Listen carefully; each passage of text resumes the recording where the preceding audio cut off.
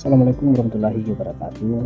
Pada pertemuan kali ini kita akan membahas tentang sistem basis data ya.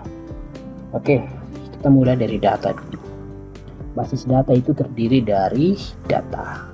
Namun apa sih data itu? Jadi data adalah sekumpulan keterangan atau fakta yang dibuat dengan kata atau kata-kata, kemudian bisa juga dalam bentuk kalimat, bisa juga dalam bentuk simbol, kemudian bisa juga dalam bentuk angka dan lain sebagainya. Nah, intinya data itu adalah sebuah fakta. Nah, fakta-fakta inilah yang perlu dikelola. Kemudian fakta-fakta ini kita perlu catat ya. Setelah dicatat, kita perlu simpan. Nah, penyimpanannya ini berbeda-beda. Kita bisa menggunakan penyimpanan konvensional atau manual. Kita juga bisa simpan dalam bentuk digital, seperti disimpan dalam dokumen komputer dan lain sebagainya. Kemudian fakta ini memiliki objek ya. Objeknya apa saja sih yang ada dalam fakta itu? Kemudian setelah objek bisa juga berbentuk sebuah kejadian. Nah, kejadiannya apa saja ya. Contoh kita tarik dalam sebuah sistem informasi akademik ya. Nah, di dalam sistem informasi akademik sebuah kampus tentunya memiliki banyak objek-objek yang ada di dalamnya. Objeknya apa saja? Bisa berupa data mahasiswa ya, kemudian bisa juga data dosen, data mata kuliah, dan masih banyak lagi data-data lainnya yang masuk dalam kategori objek dalam sebuah data. Contoh di bagian data mahasiswa. Nah, di data mahasiswa saja ini memiliki atribut lagi. Atributnya apa saja? Seperti nomor induk mahasiswa atau NIM. Kemudian tentunya ada nama lengkap ya. Selanjutnya bisa berupa alamat. Alamat dari mahasiswa itu di mana? Semuanya disimpan dalam data mahasiswa. Kemudian mahasiswa juga biasanya memiliki foto. Nah, data-data inilah disimpan di bagian data mahasiswa. Masih banyak lagi data-data lain yang terkait dengan mahasiswa sebenarnya.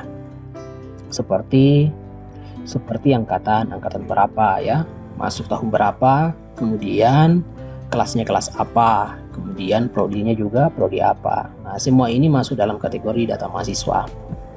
Kemudian data mata kuliah. Nah, data mata kuliah ini banyak ya. Seperti kita ketahui bahwa mata-mata kuliah di dalam sebuah perkuliahan itu ada beberapa jenis ya. Contoh seperti mata kuliah algoritma pemrograman, kemudian basis data, dan lain sebagainya. Nah, semua itu ditampung dalam data mata kuliah. Nah, masing-masing data mata kuliah ini juga memiliki kode mata kuliah tersendiri. Nah, kode-kode inilah yang tidak boleh sama dengan kode mata kuliah lainnya. Kemudian ada data dosen. Karena dosen-dosennya banyak, maka kita perlu membuatkan data dosennya. Nah, data-data dosen ini meliputi nomor induk dosen atau NIDN, kemudian nama dosen, bisa juga alamat, kemudian nomor kontak, dan lain sebagainya. Semuanya disimpan dalam data dosen. Dan masih banyak lagi data-data lainnya yang berkaitan dengan objek dalam sebuah sistem ya. Kemudian kita masuk di bagian kejadian dalam sebuah data. Nah, kejadian ini biasanya menyangkut seperti waktu, kapan terjadi, dan lain sebagainya. Nah, salah satu contoh seperti aplikasi presensi ya. Nah, aplikasi presensi ini biasanya menyangkut tentang waktu. Kemudian KRS ya, setiap mahasiswa itu kan biasanya mengurus KRS. Nah, itu semua berkaitan dengan kejadian atau waktu. Kemudian di bagian absensi itu biasanya menyimpan data tanggal ya. Nah, tanggal inilah yang dilihat oleh sistem untuk mengetahui seseorang kapan mengabsen dan kapan tidak mengabsen. Di tanggal inilah bisa kita lihat persentase kehadiran dari seseorang itu berapa persen ya. Contoh dalam satu bulan kehadirannya hanya sekitar 20 kali atau 15 kali ataupun full ya. Nah, itu semua bisa dilihat di tanggal ya. Di tanggal melakukan absensi. Kemudian jam. Nah, pada saat kita melakukan absensi tentunya jamnya juga dicatat ya. Jam berapa mulai absen, jam berapa mulai absensi masuk, kemudian jam berapa mulai absen keluar ya. Nah, di sini juga bisa kita lihat kapan seseorang tersebut terlambat melakukan absen maupun cepat melakukan absen ataupun cepat pulang ya, seperti itu. Semuanya bisa dicatat dalam jam. Kemudian yang melakukan absensi itu bisa berupa dosen, kemudian mahasiswa, bisa juga pegawai. Nah, ini semua yang bisa melakukan absensi ya. Kemudian data itu perlu disimpan. Nah, data-data apa saja sih yang perlu kita simpan? Nah, biasanya yang kita simpan itu bisa dalam bentuk teks ya. Nah, teks di sini bisa seperti nama lengkap, kemudian alamat, kemudian keterangan dan lain sebagainya. Nah, ini dimuat dalam teks ya. Kemudian ada angka. Nah, angka itu biasanya menyangkut seperti umur. Kemudian kalau dalam aplikasi penjualan seperti jumlah harga. Kita juga bisa mengetahui persentase pengeluaran pemasukan melalui angka. Kemudian bisa juga dalam bentuk gambar, video, suara, bahkan lokasi kita bisa simpan di dalam sebuah data ya. Kemudian dari 6 poin ini kita bisa bagi jadi beberapa kategori lagi. Seperti teks dan angka ini masuk dalam kategori traditional database ya, atau TD. Kenapa disebut dengan traditional database? Karena awal mula adanya sebuah data itu hanya bisa menyimpan teks dan angka saja ya, maka ini disebut dengan traditional database. Kemudian gambar, video, dan suara itu masuk dalam kategori multimedia database atau OMD. Dan yang terakhir di sini di poin ke-6 adalah GIS ya, atau Geographic Information System. Biasanya juga ini dipakai dalam pembuatan sistem informasi geografis ya, untuk menentukan lokasi sebuah tempat. Nah, seperti itulah 3 pembagian kategori data. Kemudian dengan banyaknya data tersebut kemudian dikelola, nah inilah yang disebut dengan database ya. Secara umum, database itu bisa kita sebutkan adalah kumpulan dari data yang saling berrelasi atau saling berhubungan. Ya, salah satu contoh seperti ini, database akademik ya. Nah, di dalam sebuah database akademik itu memiliki beberapa tabel lagi. Contoh seperti ini database akademik. Ada tabel mata kuliah, kemudian ada tabel dosen, kemudian ada tabel mahasiswa, dan tabel perkuliahan. Nah, masing-masing dari tabel ini memiliki data-data lagi. Contoh di bagian data mata kuliah, di mana di dalamnya ada kode mata kuliah, dan selanjutnya ada nama mata kuliahnya apa, dan SKS-nya berapa. Nah, ini masuk dalam satu tabel. Kemudian di bagian data dosen, nah di sini 2 data ya, di mana di dalamnya ada NIP. Di sini kita bisa juga ganti dengan NIDN atau nomor induk dosen, kemudian nama dosennya siapa ya. Itu terkait dengan tabel dosen. Kemudian ada tabel mahasiswa. Nah, di dalam tabel mahasiswa itu ada banyak data lagi, di mana dimulai dari NIM-nya, nomor induk mahasiswa, kemudian nama mahasiswa, tanggal lahir, kemudian alamat, jenis kelamin. Nah, di sini bisa kita lihat ya, di sampingnya ada varchar, date, varchar, enum, dan lain sebagainya. Ini disebut dengan tipe data ya. Ada integer juga, kemudian ada char juga, ini semua adalah tipe data. Nanti di materi selanjutnya kita akan membahas tersendiri terkait dengan tipe-tipe data. Nah, ketiga tabel ini semuanya terhubung ke satu tabel. Nah, inilah yang disebut dengan relasi. Ketiga tabel ini terhubung ke tabel perkuliahan. Contoh data NIM atau nomor induk mahasiswa, apa yang kita inputkan di sini nanti akan ada juga di tabel perkuliahan. Nah, ini berhubungan di sini. Kemudian kode mata kuliah juga, apa yang kita inputkan di kode mata kuliah nanti akan otomatis ada di kode mata kuliah di sini. Kemudian nomor induk dosennya nanti akan terhubung juga dengan di sini. Nah, kita tidak perlu menulis nama dosennya atau nama mahasiswanya. Kita hanya perlu memanggil NIM-nya saja ya, karena dari NIM-nya itulah kita nanti bisa menampilkan data-data di bawahnya. Data-data ini juga disebut dengan primary key. Ingat ada tanda kunci seperti ini. Jadi setiap tabel itu memiliki primary key tersendiri ya. Nah, primary key itu adalah kode unik yang tidak boleh sama dengan data-data lainnya. Setiap mahasiswa itu memiliki NIM yang berbeda-beda dan tidak boleh memiliki NIM yang sama. Nah, itulah yang disebut dengan unik atau primary key. Begitupun juga dengan data dosen. Nah, data dosen di sini memiliki nomor induk dosen yang tidak sama dengan yang lain. Begitupun juga dengan kode mata kuliah. Nah, keseluruhannya ini disebut dengan primary key. Nah, seperti itulah yang dimaksud dengan relasi. Kemudian di sini ada nilai. Nah, nilai di sini dia tidak berrelasi dengan tabel lainnya. Kemudian database kita bisa kelompokkan menjadi 2. Yang pertama ada transactional database dan yang kedua ada data warehouse. Nah, apa yang dimaksud dengan transactional database? Nah, transactional database itu adalah data-data yang disimpan ya. Bisa berupa data penjualan, data mahasiswa, data absen, dan lain sebagainya.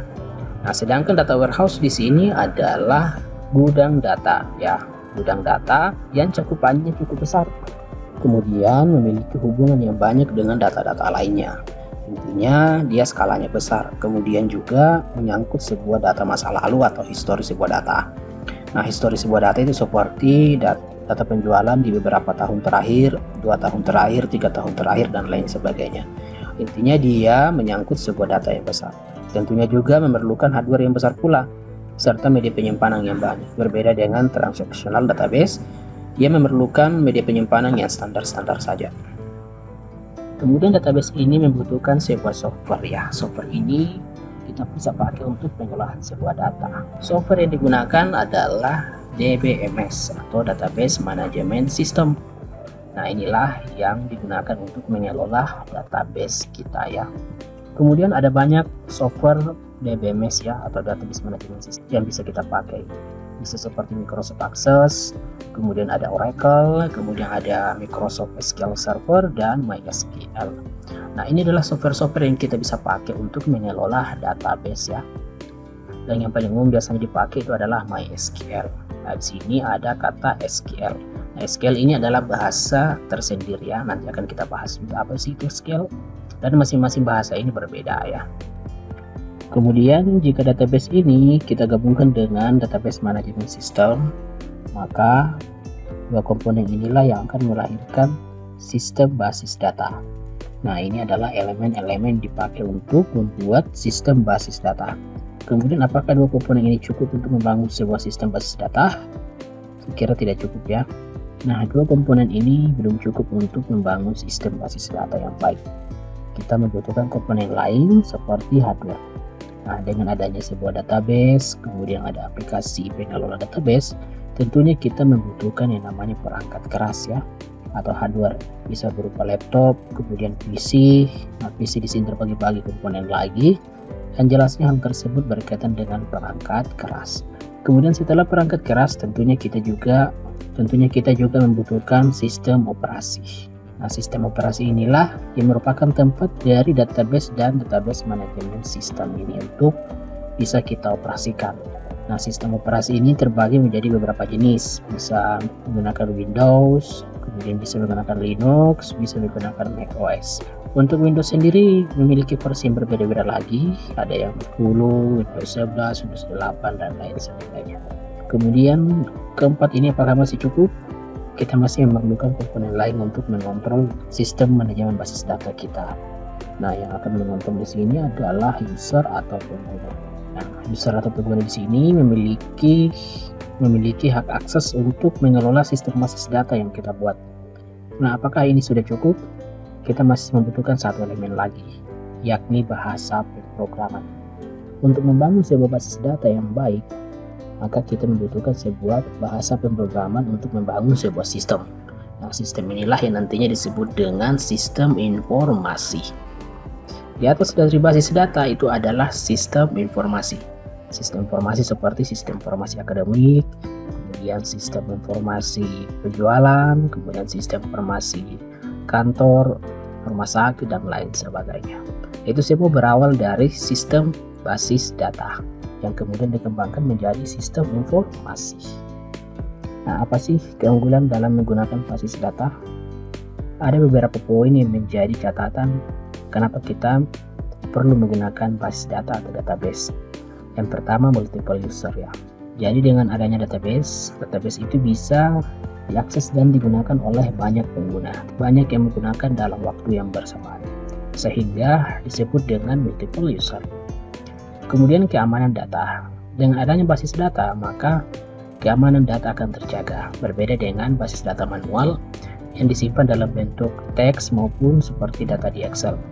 Nah, ini tidak menjamin keamanan data. Kenapa? Karena kita bisa langsung melihat keseluruhan datanya. Berbeda saat menggunakan basis data. Jika kita sudah menggunakan basis data, maka kita bisa menampilkan data yang kita perlukan saja dan tidak semua harus kita tampilkan. Kemudian kelengkapan data. Dengan menggunakan basis data, maka kita dengan mudah untuk menemukan atau memperoleh data yang kita butuhkan dengan cepat. Karena datanya sudah tersusun rapi dengan basis data. Tinggal kita cari data apa saja yang kita butuhkan. Berbeda saat kita menggunakan versi konvensional ya. Kita harus cari satu-satu dulu dan cari manual, dan itu membutuhkan waktu yang lama. Kemudian kemudahan dalam pengontrolan data. Saat kita ingin mengubah sebuah data, tentunya sangat mudah. Kenapa? Kita tinggal masukkan fungsi ubah untuk mengubah datanya. Berbeda dengan data manual, kita harus cari satu-satu dulu, kemudian kita hapus dan lain sebagainya. Dan itu lagi-lagi memakan waktu yang lama. Dan yang terakhir adalah kemudahan dalam membuat aplikasi.